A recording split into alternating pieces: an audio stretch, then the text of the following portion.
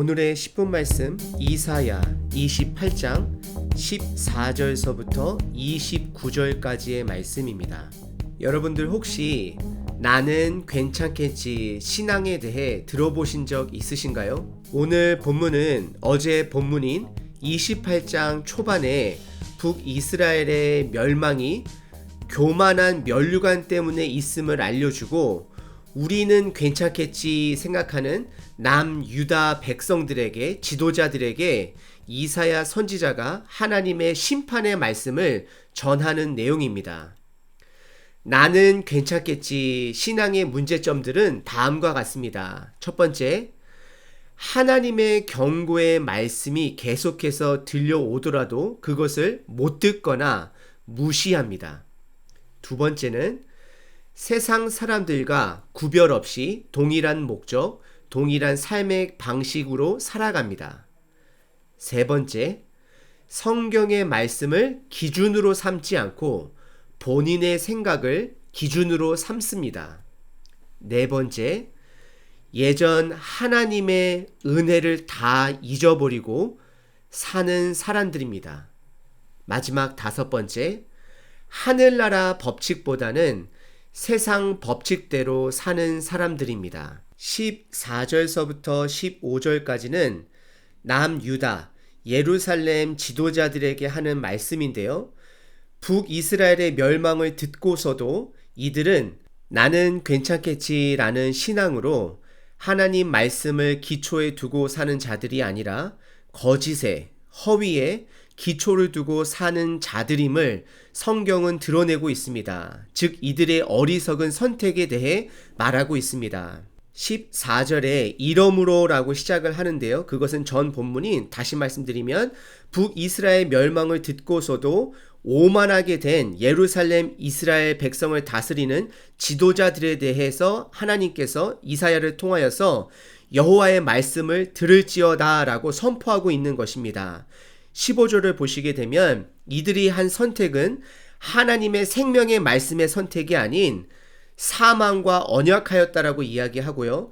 스올과 맹세하였다라고 이야기를 합니다. 역사적으로 보게 되면 예루살렘은 아수르와 동맹을 맺다가 아수르가 북이스라엘을 멸망시키고 본인들을 공격할 때에 이들은 다시금 세상 가운데서 의지할 수 있는 그나마 강대국인 애굽에게 선택함으로 하나님을 붙들지 않고 끝까지 세상 속에서 본인들의 살 길을 찾는 것을 보게 됩니다. 그래서 이사야 선지자는 이들에게 15절 끝부분에 거짓을 우리의 피난처로 삼았고 허위 아래에 우리를 숨겼음이라 하는도다. 그들이 결국 피한 곳은 다 거짓이고 허위라고 증거하고 있습니다.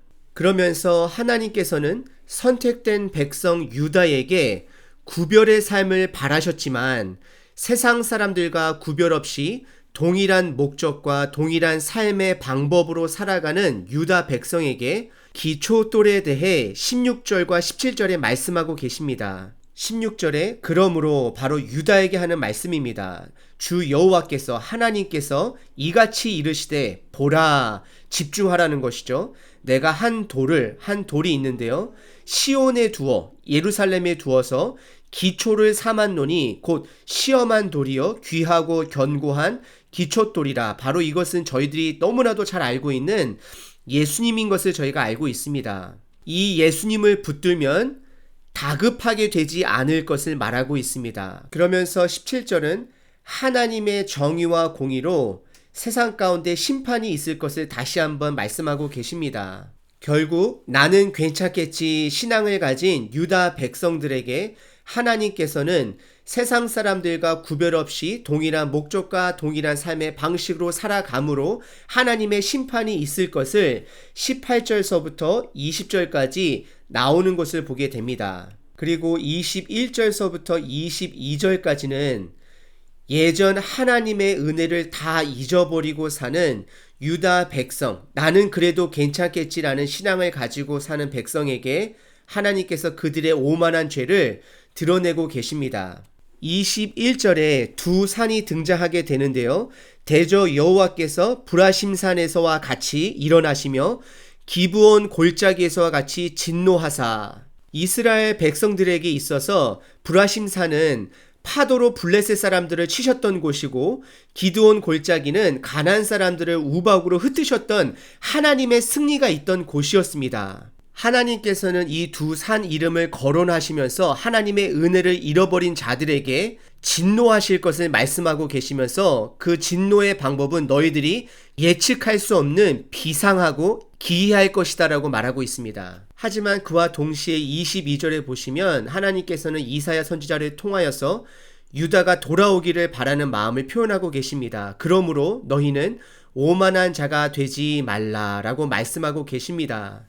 저와 여러분들도 나는 괜찮겠지 신앙에서 하나님의 경고의 말씀을 듣고 돌아가는 사람이 돼야 합니다. 그리고 예수님의 말씀을 우리 삶의 기초속으로 세우고 그 삶대로 살아가는 삶의 연습이 필요하고요. 더 나아가서 하나님께서 우리 삶의 과거에 부어주신 많은 은혜들, 그 무엇보다도 우리를 하나님 아버지와 관계할 수 있는 그 구원의 역사를 기억하심으로 하나님께 붙들려 사는 저 여러분 되시기를 바랍니다. 이사야는 23절서부터 29절까지 하늘나라 법칙보다 세상 법칙에 익숙하게 살아가는 유다 백성들에게 그들이 익숙한 농업사회를 통해 하나님만이 너희들이 꼭 의지해야 할 지혜라고 삶의 법칙이라고 말씀하고 계십니다.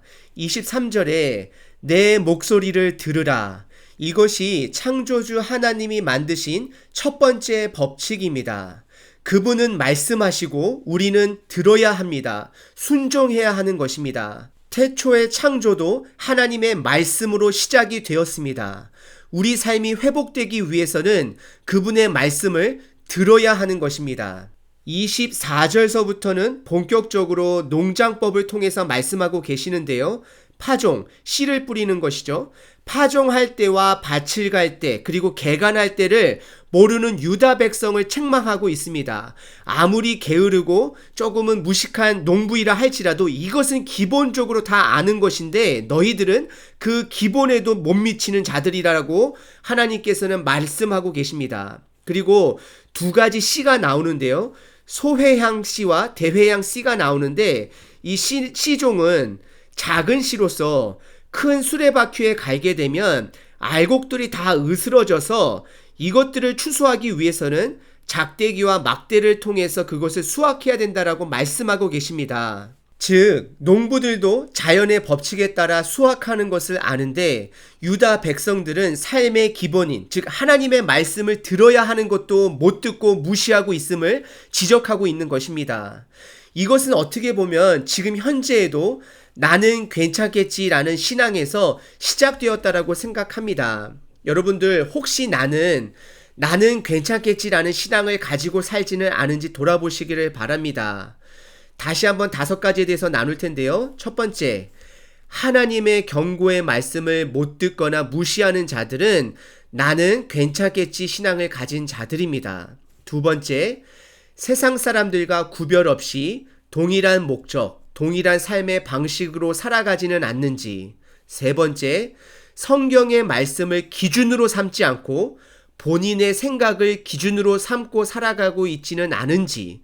네 번째, 예전 하나님께서 부어주신 은혜를 다 잊어버리고 살고 있지는 않은지. 마지막 5번째, 하늘나라 법칙보다는 세상 법칙대로 내가 살고 있지는 않은지 한번 점검해 보시는 저 여러분 되시기를 바랍니다.